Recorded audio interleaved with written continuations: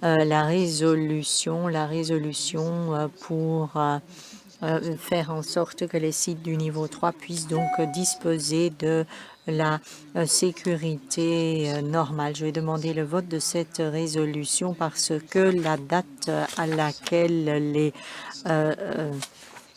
troupes quittent donc effectivement nos rues, c'est le 1er septembre. Étant donné qu'on a le congé parlementaire très bientôt, on ne peut plus se permettre d'attendre plus longtemps.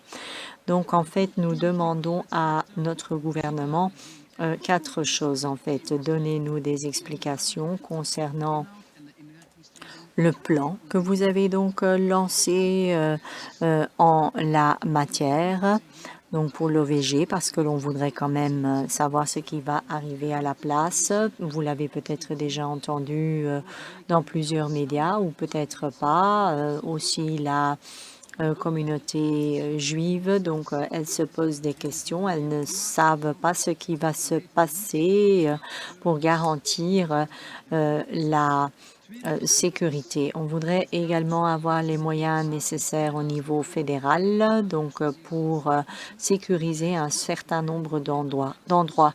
Ensuite, l'on veut également faire en sorte que lorsque les forces de police doivent donner un soutien, que l'on prévoit aussi bien sûr l'espace budgétaire nécessaire pour ce faire. Et quatrièmement, l'on veut veiller à ce que les nouvelles missions de contrôle de la défense soient reprises par d'autres services. Et alors, en qualité et en quantité, on doit avoir donc un support qui est un support à part entière, comme la défense l'a fait, parce que le niveau de la terreur dans notre pays est à 2. Pendant tout un temps, c'était 3, mais le 4 aujourd'hui, où l'OCAM nous dit que notre pays se retrouve donc au niveau 2, donc la possibilité d'un attentat est peu probable. Et bien heureusement, il y a toutefois un certain nombre de sites qui sont encore sous le niveau 3. Et le niveau 3, cela veut donc dire que la menace est possible aussi et qu'il y a une analyse qui doit être faite et cette analyse est possible et probable. Donc, il se peut qu'il se passe quelque chose au niveau de ces sites. Dans notre texte, nous avons parlé de sites sous le niveau de terreur 3, mais soyons honnêtes, nous savons de quoi il retourne. La plupart de ces sites se situent donc à Anvers, à Bruxelles, dans la communauté juive. La communauté juive dans ce pays qui doit déjà ou qui est déjà confrontée aussi longtemps sous cette menace de la terreur. J'avais 1 an lorsqu'il y a eu des grenades qui ont été donc jetées sur un groupe de scouts juifs. J'avais 1 an. Et donc, en fait, à l'époque, il y avait déjà des victimes. Je ne sais pas si vous le savez. Et la série d'attentats au niveau de la communauté juive ne s'est jamais arrêtée. Des attentats à la bombe devant des synagogues à Bruxelles, un attentat, vous le savez, au niveau du musée juif de Bruxelles où 4 personnes ont été tuées par balle et puis aussi toute une série d'autres attentats dans d'autres pays européens, la France, l'Allemagne, etc. Donc la menace, elle n'est pas imaginaire, chers collègues. Le fait qu'il y a ce niveau de terreur 3 pour ces sites, donc au niveau de l'OCAM, c'est quelque chose qui a été reconnu. Comment pouvons-nous dire à ces personnes qui ont déjà tellement vécu et qui n'ont qu'à faire les choses eux-mêmes? On ne peut pas permettre cela et c'est pour cela aussi que cette résolution, on appelle au gouvernement pour proposer effectivement des mesures. Mais jusqu'à aujourd'hui, on a parlé de mots, de paroles, mais pas d'action en fait. Et le 1er septembre arrive très bientôt maintenant. Hier soir, et le Conseil communal d'Anvers l'a dit, Bart de Wever, le bourgmestre, nous a dit, on nous a toujours promis que l'on allait donc prendre à cœur la sécurisation de ces sites. Mais jusqu'aujourd'hui, et c'était donc hier, nous n'avons donc effectivement reçu aucun plan concret sur la façon dont les autorités souhaitent faire cela à l'avenir, parce qu'il s'agit effectivement d'une mission statique de gardiennage et la police anversoise n'a pas les équipements nécessaires pour le faire. Nous le savons tous et c'est pour cette raison aussi que nous demandons très clairement via cette résolution que le gouvernement fasse en sorte que cela soit réglé une fois pour toutes.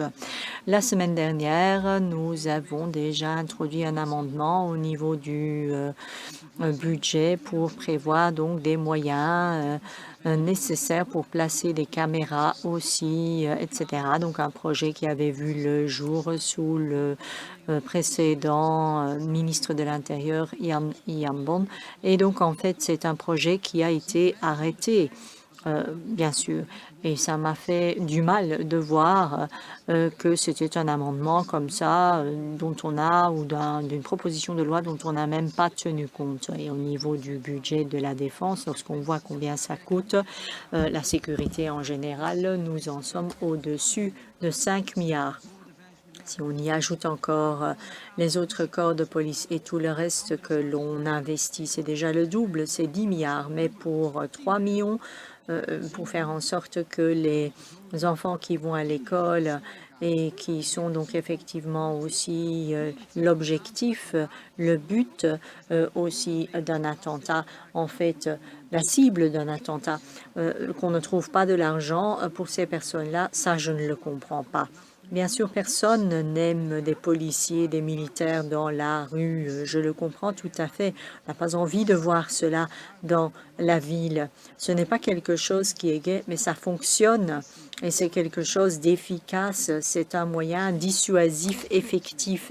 Hier, j'ai été avec mon fils à l'école, il a 4 ans, et je voyais des combis de police, des véhicules de police. Je voyais un militaire aussi et je me suis dit, eh ben, voilà, ce n'est pas gai, mais c'est indispensable. C'est ce dont on a besoin.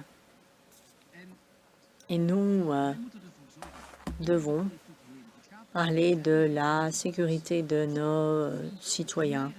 Le but est de garantir, bien sûr, la sécurité. La communauté juive a déjà tellement vécu. Et donc, la communauté ne demande pas non plus des privilèges supplémentaires parce que je l'entends souvent dans les médias sociaux. Et donc, voilà pourquoi est-ce que l'État belge doit payer pour cela. C'est une question qui est posée à juste titre lorsqu'on ne sait pas de quoi il retourne. Donc, je vais vous le dire clairement, tout le monde mérite d'avoir le même niveau de sécurité. En fait, tout le monde dans ce pays. L'OCAM est un organe tout à fait neutre et il nous a dit que ces sites se situent donc à un niveau de terreur augmenté. Et alors, il faut que ces personnes soient protégées. Il y a quelques semaines, lorsque Jürgen Konings était Missing in Action, il y avait donc effectivement un certain nombre de véhicules de la police qui se sont retrouvés devant des écoles, devant des mosquées aussi, sécurité supplémentaire et à juste titre lorsque l'on sait qu'il y a une possibilité d'un attentat qui pourrait se perpétrer. On ne peut pas dire en tant que société, donc voilà, je fais comme si je n'ai rien vu. Et donc, il y avait un collègue de la VLD qui m'a dit la police fédérale n'a qu'à résoudre cela, ce n'est pas un problème fédéral. Je ne suis pas d'accord avec cela parce que la police fédérale fait déjà un certain nombre de choses. Lorsqu'il s'agit de lutter contre la terreur, contre les terroristes, nous devons tout faire à tous les niveaux. Pour chaque niveau du pays, au niveau régional, local, mais également au niveau fédéral ou au niveau de l'intérieur aussi. Ça, ce sont effectivement, ou c'est le core business de cette commission, c'est la sécurité. C'est la sécurité, mesdames et messieurs. Et d'autres collègues ont déjà dit, oui, mais le DAB va faire cela, ce sont des missions particulières de gardiennage, etc. C'est ça. Et donc, c'est eux qui vont faire le nécessaire au niveau de ces sites. Eh bien, je peux vous dire, et c'est ce que nous avons vu aussi au niveau de l'avis de la police fédérale, que le DAB ne peut pas faire cela ou n'a pas l'autorité de le faire parce que ce n'est pas quelque chose qui est mentionné dans la loi spécifique sur la fonction publique. Et donc, en fait, je dirais qu'il n'y a pas de base légale qui permet au DAB d'assurer la sécurité sur les sites de niveau 3 ou 2, uniquement ces sites qui ont été repris dans l'arrêté royal. Et vous devez savoir d'ailleurs aussi que le DAB n'est pas non plus entraîné pour se faire, n'est pas non plus armé pour ce faire.